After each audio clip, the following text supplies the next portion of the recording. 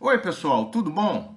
Eu sou José Carlos Pinto falando com vocês aqui no canal Falando com Ciência sobre aspectos da educação, da ciência e da pesquisa que se faz no Brasil. Parte importante do trabalho de pesquisa que eu faço está relacionada à área de monitoramento e controle de processos. Em síntese, para garantir a qualidade do resultado final de um processo, é necessário avaliar, medir, monitorar algumas propriedades desses resultados, comparar com algumas referências estabelecidas a priori como metas a serem atingidas, observar desvios e, eventualmente, sugerir correções. Veja, sugerir correções, não exatamente punir. Suponha que você é a avó Alzira daquela rede de fabricação e venda de bolos. Você provavelmente não terá nenhuma dúvida que o resultado final do seu processo é o bolo. Por isso, se você quiser conquistar o seu cliente, é necessário que você meça, garanta a qualidade de propriedades do bolo, tais como sabor, aroma, aspecto, textura. Para você fabricar um bom bolo, certamente você precisa de bons insumos e uma boa cozinha, mas elas não são os resultados principais do seu processo. Esses constituem meios. E veja que se você tiver acesso a uma picanha de excelente qualidade, sal grosso e uma excelente churrasqueira, isso de nada serve para você que quer fazer bolo. Da mesma forma, você certamente terá que contar com o apoio, a colaboração de bons cozinheiros. Mas de nada adiantará que eles tenham sido premiados na França, que saibam fazer lagosta thermidor, que tenham ganhado o concurso dos petiscos do Rio de Janeiro, comida de boteco, se eles não souberem fazer bolo, porque o resultado mais importante do seu processo é o bolo. Quando nós pensamos na vida universitária, no trabalho que nós executamos, qual será o principal resultado desse processo? Para mim, não há nenhuma dúvida de que é o estudante formado, o graduado, o pós-graduado que terminou e defendeu a tese. Então, seguindo essa mesma lógica, qualquer avaliação do processo de ensino universitário deveria estar centrado no seu resultado principal, o estudante.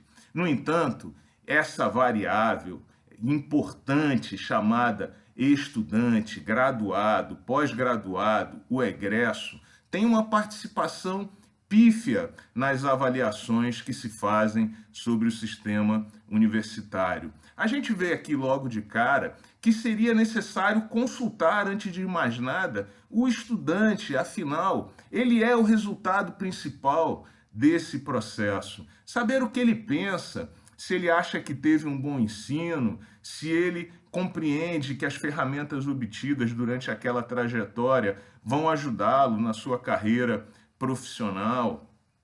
E veja que ouvir o estudante não é difícil, nem antes nem depois da formatura. Enquanto ele está na universidade, há várias oportunidades para ouvi-lo no momento da matrícula, da defesa, da formatura. Talvez ele seja bolsista, receba bolsa do CNPq, da CAPES, tem link no Lattes.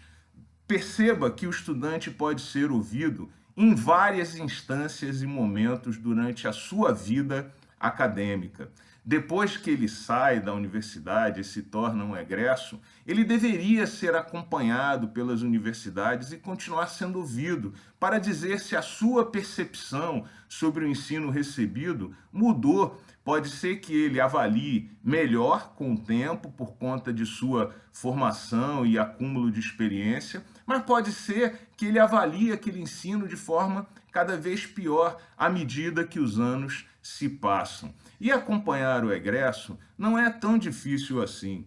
Eu nunca recebi uma única carta da Universidade Federal da Bahia, onde eu me formei em Engenharia Química, perguntando o que eu estou fazendo e como vai a minha vida. Tampouco, jamais recebi uma carta da Universidade Federal do Rio de Janeiro me questionando sobre o que eu ando fazendo da minha vida.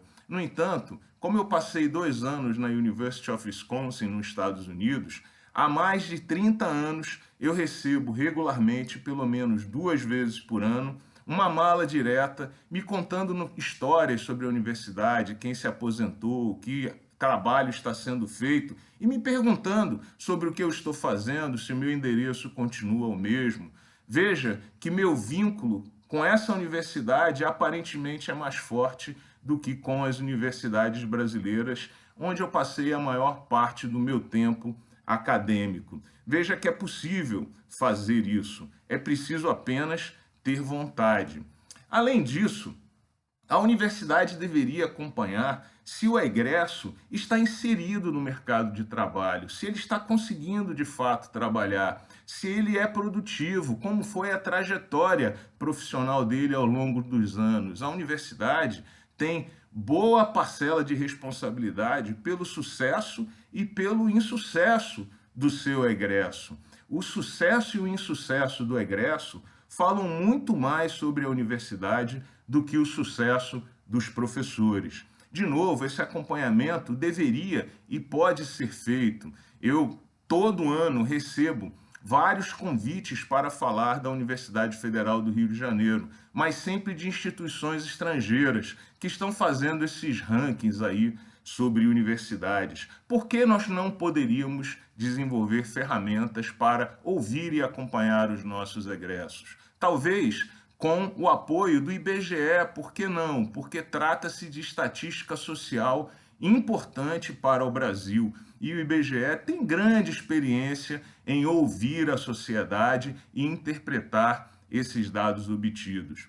Mas ainda mais importante, a universidade deve promover a mobilidade social e, portanto, é extremamente relevante saber se a universidade está melhorando a vida desses estudantes que passaram nos seus corredores. Aliás, é importante monitorar as políticas universitárias de assistência estudantil e de cotas, porque é muito fácil ensinar rico e fazer rico ser bem-sucedido, mas é relativamente mais difícil fazer o mesmo com pessoas e estudantes carentes que têm que trabalhar para ajudar a família a sobreviver. E a universidade deveria estar ajudando esses estudantes a serem bem-sucedidos. É importante perguntar se esse estudante está vivendo melhor e se ele subiu na pirâmide social em relação a seus pais. E, de novo, o IBGE, o Ministério da Economia,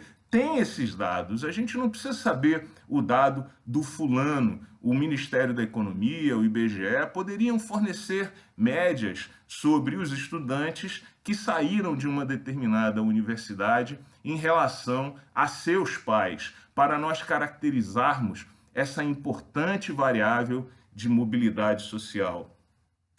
Nesse contexto, a infraestrutura da universidade é certamente importante, porque ela ajuda o ensino. Mas não basta que a universidade declare a infraestrutura que tem. É necessário que essa infraestrutura seja utilizada para o ensino. Não é suficiente dizer que a universidade vai 3 vezes à Lua por semana com foguete fabricado nos seus laboratórios. É necessário perguntar se os alunos estão participando da construção do foguete, dos planos de viagem, se estão indo à Lua com os demais pesquisadores e participando desse processo. De forma análoga, os professores são muito importantes na condução desse processo de ensino, é óbvio, mas não interessa exatamente as atividades que eles executam se não forem direcionadas para um ensino e para a melhoria da vida e do aprendizado dos estudantes. É importante saber se os professores estão dando aula, se estão orientando, se os projetos que coordenam contam com a participação dos alunos, se os estudantes, se os graduandos, pós-graduandos assinam com ele os trabalhos de pesquisa publicados em revistas científicas internacionais. Portanto, o que vemos aqui é que uma outra avaliação é de fato possível. Pode ser que você não goste desses indicadores, e aí você pode deixar aqui algumas dicas, sugestões no vídeo, mas você deve participar dessa discussão. Em verdade, essa discussão deveria vir de baixo para cima e não de cima para baixo. A CAPES deveria ouvir todos os departamentos, programas que, depois de feita uma discussão, deveriam alimentar os seus institutos e, em seguida, as universidades, promover um grande congresso, encontro nacional, para discutir que avaliação nós queremos e quais são, de fato, os resultados principais das atividades que nós executamos. Caberia, então, aos conselhos da CAPES implementar as decisões e as regras de acompanhamento definidas de forma consensuada pela atividade e pela academia no Brasil. Veja que até esse ponto do vídeo eu não falei em nenhum momento sobre qualis, sobre índice H, sobre ranking de professor, porque essas são bobagens que de fato não falam nada sobre a qualidade do ensino e das atividades acadêmicas que nós realizamos. Se for necessário, em algum momento, a gente faz aí um ranking de professor e dá para os que têm alto índice H algum tipo de medalha, mas vamos avaliar a produção acadêmica e a qualidade do trabalho que nós fazemos em outras bases, no que realmente importa, que são as pessoas que nós formamos. Um grande abraço e até o próximo vídeo.